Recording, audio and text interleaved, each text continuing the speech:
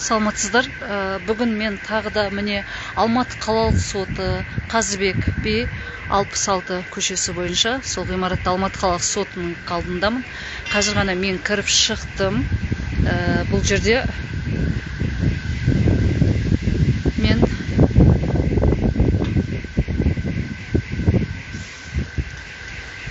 кіріп кеңсе хатшыларынан сұрадым. Осыған дейін онлайн түрде жібергенмін. Жолдасым Иманбеков Әлібектің қаңтар оқиғасына байланысты 6 жылға бас бостандығынан айырылды. Онымен келіспейтіндігімізді, кінәсіздігін дәлелдеу мақсатында апелляциялық шағым білдірген болатынбыз.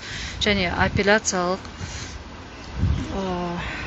сотқа өтті ісіміз. Ертең бұйыртса сағат 11:30-да апелляциялық сот отырысы болады. Маған бірінші Егов қосымшасы арқылы хабарлама келген жұма күні сағат 12:28-де, және ол жерде сот 9-шы сот залы деп көрсетіліп тұрған болатын, офлайн түрде яғни. Ал енді мұнда бірақ арадан сол жұма күні 12:29-да 1-2 минут өткен соң маған хабарлама келді, онлайн түрде деп, бейне жазба түрінде деп, WhatsApp желісінде деп. Бұл қалай? Бұл жерде ауқымды мәселе тұр, шешілмеген мәселелер тұр, шешілмеген сұрақтар тұр, және оның кінәсіздігін біз толыққанды 100% түрде дәлелдеп тұрсақ та, растап тұрсақ та, тараптан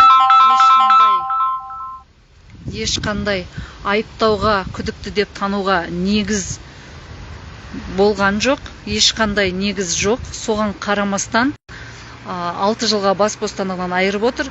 Сол мәселені шешу үшін офлайн сот талап етіп отырмын. Және бұқаралық ақпарат қызметі құралдары өкілдерінің қатысуын талап етіп отырмын, журналистердің ашық түрде. Халық көрсін, яғни қандай жағдай болып жатқан бұл жердегі. Бір ғана мен жолдасым басындағы, біздің ғана басымыздағы жағдай емес. Соны көрсін деп талап етіп еді. Ол судья шешетін болса, бүгін шешіп. Қазір мен сот төрайымымен кездестіріңіз, немесе осы мәселені жауап беретін канцелярия меңгерушісімен байланыстырып беріңіз, немесе шақырып беріңіз десем. Жоқ, астында телефон тұр, байланыс телефон, сол жерден қоңырау шалып шақырыңыз дейді. Мен жұма күнде қоңырау шалғам, бүгін де қоңырау шалып ала алмай отырмын, ешқандай байланыс жоқ.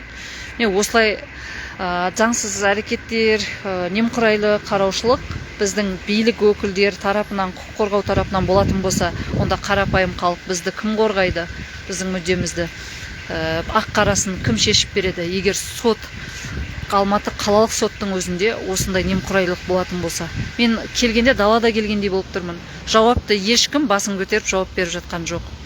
Қазір көреміз, тағы да кірем, одан ары қарай не болатынын.